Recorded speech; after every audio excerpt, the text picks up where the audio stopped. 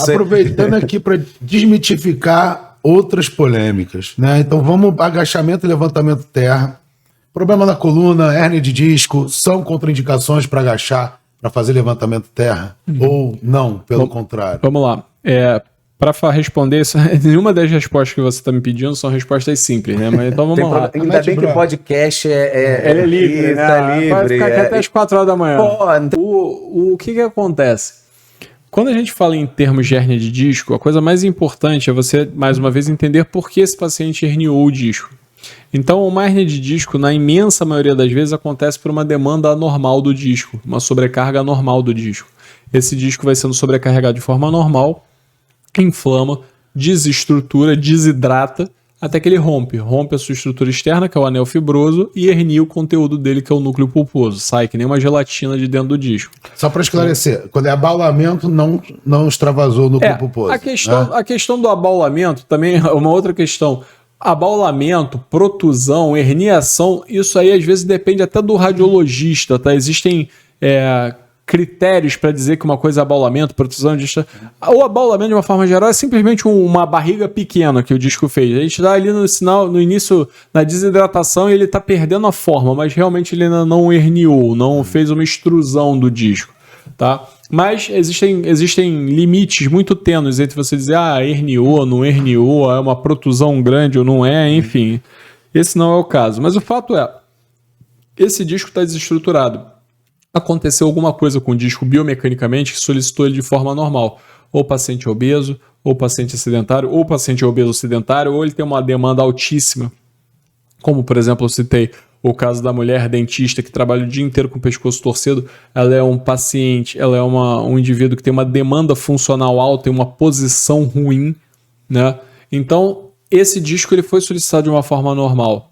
E aí, a transmissão de carga, né, através desse disco, ela vai acontecer como aconteceria de uma forma normal, né, entre um corpo vertebral e o outro, só que o disco, quando está herniado, quando ele está na sua fase aguda, ele inflama. Inflamando, ele irrita as fibras nervosas ali que estão adjacentes. Ele pode fazer efeito de massa e comprimir uma raiz nervosa, ele pode fazer inflamação e hipersensibilizar e dar aquela dor toda. Mas a transmissão de carga, ela não depende do disco. Para você transmitir carga entre um platô vertebral e o outro, você não precisa do disco só dele. Até porque você tem todos os elementos estabilizadores posteriores. Você tem as facetas, você tem os ligamentos, tudo que tem atrás também. E a transmissão vai acontecer com o disco ou sem o disco. Então, qual é o grande desafio do ortopedista com cara que tem hernia de disco?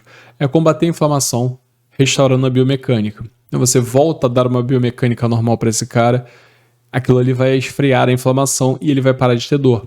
Então você tem paciente com hernia de disco, agachando, fazendo levantamento terra com muito peso, assintomáticos.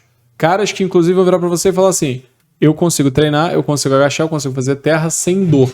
Se eu parar de treinar, eu começo a ter dor de novo. Por quê? A biomecânica dele se perde, ele começa a fazer movimentos anormais de novo naquela coluna e começa a estressar aquele componente discal e inflamar. Então, o terra e o agachamento seriam meios de prevenir dor lombar. São formas de prevenir a dor lombar. Existem pesquisadores que usam o levantamento terra, inclusive, como exercício de reabilitação para hernia de disco. Obviamente, mais uma vez, usando o bom senso, você não vai prescrever levantamento terra para um cara que nunca fez um exercício de musculação na vida ou que está em crise de dor de hernia de disco. Mas existem progressões de exercícios, dificuldades, de exercícios educativos, onde você, na hora que esse paciente saiu de uma dor aguda, grave, virou uma dor moderada, uma dor leve, você pode e deve ganhar força para aquela musculatura. O disco, ele é só um estabilizador estático da coluna, mas você tem os outros estabilizadores estáticos e, mais importante, você tem os estabilizadores dinâmicos.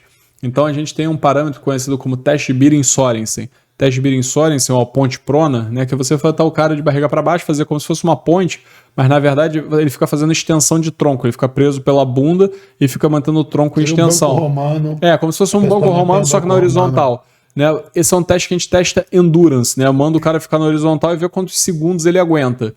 Esse é um teste que é isometria paravertebral. Ele é um teste muito preditivo para se esse paciente vai ter dor ou não. Né? Porque quanto maior a função muscular, né? E assim, em termos de paravertebral, a gente não precisa de uma força cavalar, a gente precisa de endurance, que é manter a ortostase, é manter a sua coluna reta nas atividades do dia a dia. Foi falar todo mundo.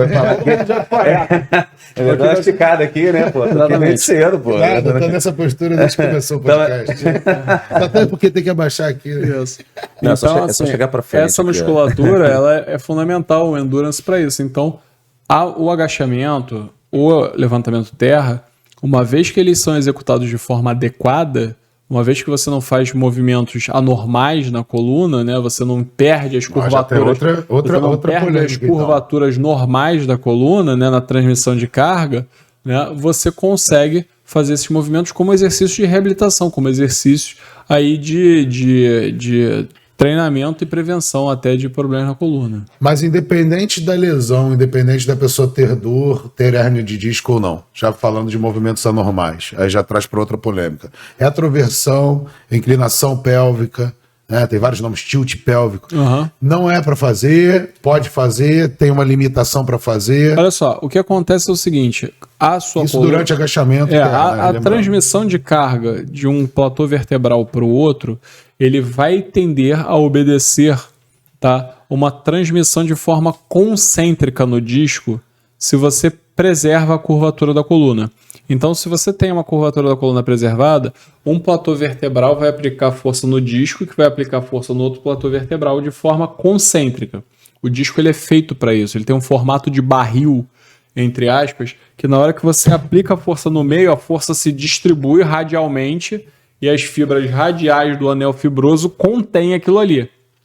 Se você tem uma mudança na curvatura, seja para retroversão, seja por cifose lombar, seja por lordose torácica, enfim, o que acaba acontecendo é que você começa a fazer força de forma excêntrica no disco.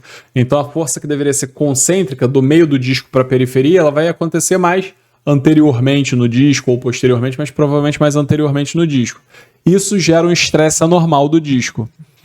Isso pode criar um problema a longo prazo? A gente não tem trabalhos crônicos com esse tempo de acompanhamento para dizer, mas intuitivamente, imagina-se que sim, tá? Ainda mais em altas cargas, em altas intensidades. A amplitude máxima seria aquela amplitude na qual a pessoa consegue manter uma boa postura, exatamente, uma boa curvatura.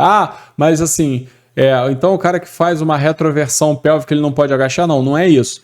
Ele pode agachar, mas ele tem que saber que se ele for agachar pesado numa amplitude que ele está fazendo uma retroversão importante, ele está estressando aquele disco de uma forma normal. Pode dar problema? Pode. A chance provavelmente é maior do que se ele mantivesse a amplitude só até onde ele consegue manter aí a distribuição de carga normal do disco. Perfeito. É aquela coisa que a gente fala, né? Não deu nada até agora, mas... Exatamente. Não deu nada. Sim, beleza, mas isso não quer dizer que não deu nada para você, não vai dar nada para uma população de 1 milhão de pessoas, ou de 1.000 pessoas, exato. Enfim. A ciência, ela trabalha com estatística, né? Ela não trabalha com eventos pontuais, né? Então...